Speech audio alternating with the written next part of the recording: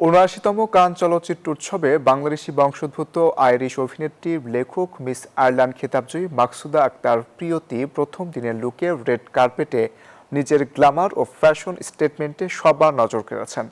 উৎসবের ষষ্ঠ দিনে তিনি ওয়ার্ল্ড মিশন আয়ারল্যান্ডের চ্যারিটি কার্যক্রমের সমর্থনে ও প্রমোটে শু ও ফিওনা রাফটার ডিজাইন করা মিলিনিয়ারি হ্যাটে হাজির হন।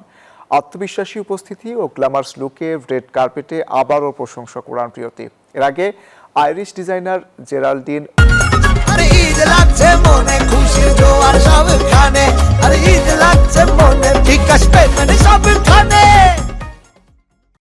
ও মিয়ারা ডিজাইন করা একটি গাউন পরে আধুনিক নারী সৌন্দর্য, শক্তি ও আত্মবিশ্বাসকে তুলে ধরেন তিনি।